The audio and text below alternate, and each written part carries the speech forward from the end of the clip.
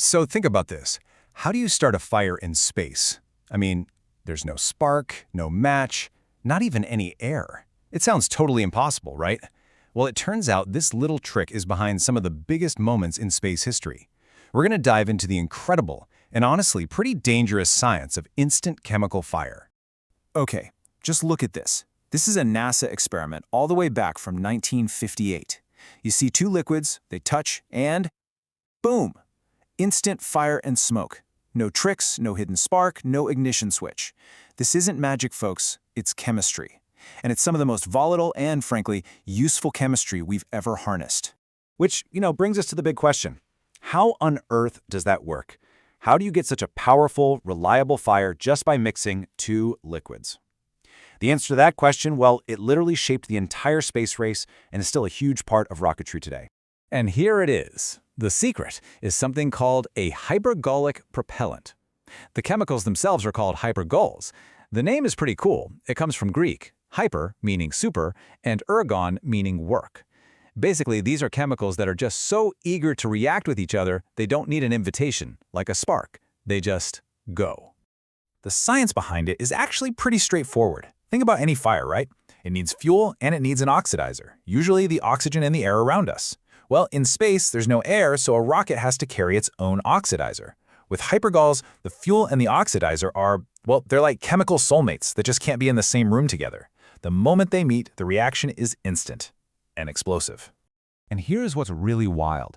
This isn't some brand new cutting-edge tech. Nope, the story of hypergols goes back centuries. It started out as basically a weird science fair trick and ended up becoming a technology that defined the entire Cold War. So let's walk through this history real quick. It all kicks off in the late 1600s as a neat little party trick with turpentine and acid. Fast forward to 1935, and a German scientist figures out that hydrazine is hypergolic. That's a game changer.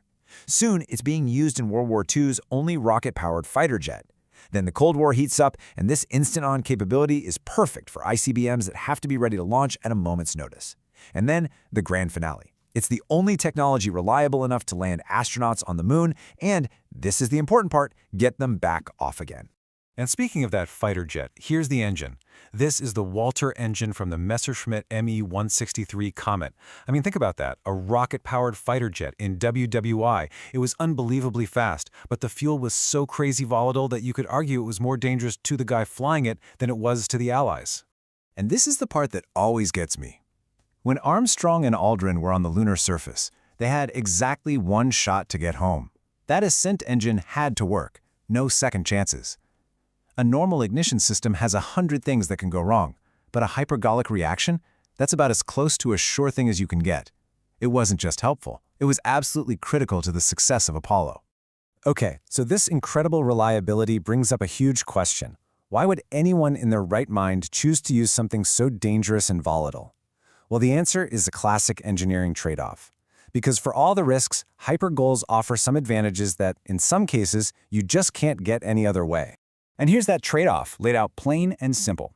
In the pro column, you've got near-perfect reliability, you can start and stop the engine whenever you want, which is perfect for tricky moves in space, and you can store the fuel at room temperature for years. That's huge. But the con column is terrifying. We're talking about stuff that is highly toxic, super corrosive, and a known carcinogen. It's just nasty, nasty stuff.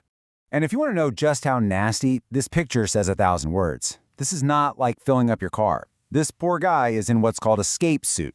It's basically a self-contained personal spacecraft just to be in the same room as the fuel. The margin for error here is zero, absolutely zero. The people who had to work with this stuff day in and day out, they knew the risks better than anyone. They even had a nickname for one of the worst combinations. They called it Devil's Venom. I mean, come on, that tells you everything you need to know, doesn't it? And Devil's Venom wasn't an exaggeration. The danger was absolutely real. In 1960, a Soviet missile exploded on the launch pad. It was a hypergolic fuel accident known as the Nedelin catastrophe, and it is still, to this day, the deadliest single accident in the entire history of spaceflight. Horrifying. So, that brings us to today. With all this danger, and with all the new, cleaner, more powerful fuels out there, you'd think hypergols would be a thing of the past, right? Just some toxic relic from the Cold War. But is that really the case? Or do they still have a job to do? Let's take a look at some of the different types. You got the famous stuff like Aerozine 50. That's the one that powered the Apollo missions.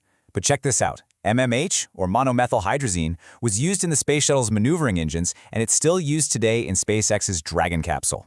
And then there's this really cool one, TATB, which is basically the spark plug. It's the starter fluid that gives that iconic green flash when the giant engines of the Saturn V and the Falcon 9 first ignite. And here is a perfect example of why they're still around. This is the Space Shuttle's orbital maneuvering system. These little engines had to fire again and again and again on every single mission to adjust the orbit and, most importantly, to start the fall back to Earth. So the lesson is, when you absolutely positively have to know your engine will fire every single time, you still go with hypergols. So where are we heading? Well, for the big, giant booster rockets, the ones that get you off the ground, we're definitely moving towards cleaner, more powerful stuff like liquid hydrogen and methane. But for all the little, fiddly jobs, in-space maneuvers, keeping satellites in orbit, and this is a big one, for the launch escape systems that save astronauts' lives, that instant can't-fail reliability means hypergols are still the undisputed king. Which brings us right back to that central conflict. We have a technology reliable enough to land us on the moon, but so dangerous they literally called it devil's venom. So as we look to the future of spaceflight, a future that's supposed to be safer and cleaner, where do these things fit in? What's the future for this brilliant but absolutely terrifying kind of fire?